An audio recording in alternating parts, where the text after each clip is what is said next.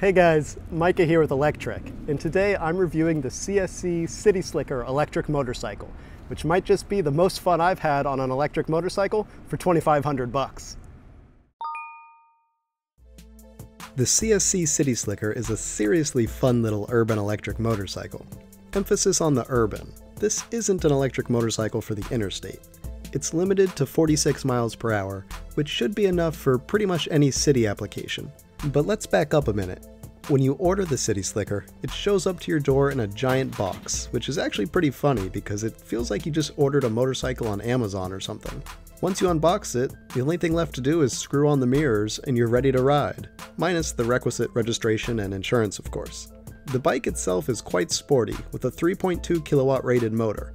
I've put a cycle analyst meter on the bike though and measured the actual power draw as 4.3 kilowatts, which is about 5.8 horsepower. For a bike that barely weighs 200 pounds, that means some seriously sporty acceleration. Not quite enough to lift the front wheel, but it will climb hills like a champ, and it pulls away from stoplights like a silent, electric bat out of hell. This is on its upgraded motor controller, which is something of the Hot Rod edition. The original motor controller it came with was a bit more conservative in the power department, but I've been working with CSC to upgrade the controller's programming, and the City Slicker is a venerable sport bike now, at least all the way up to 46 miles per hour. But the acceleration is very strong, and it rides like a dream.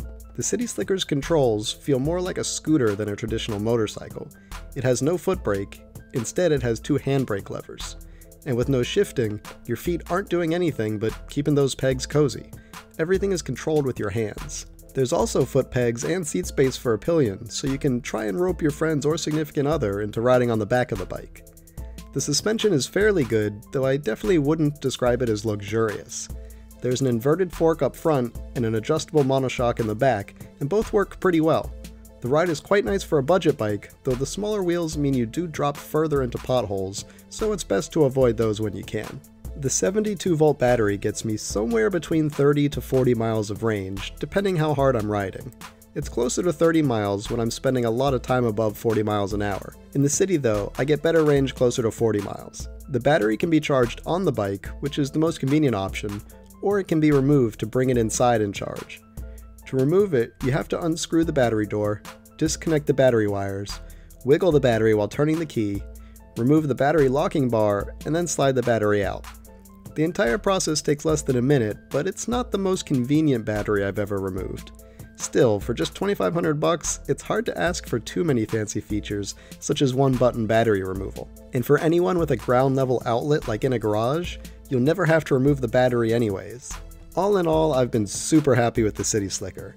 You can't beat the price, and it's simply a blast to ride. I definitely give this one 2 thumbs up.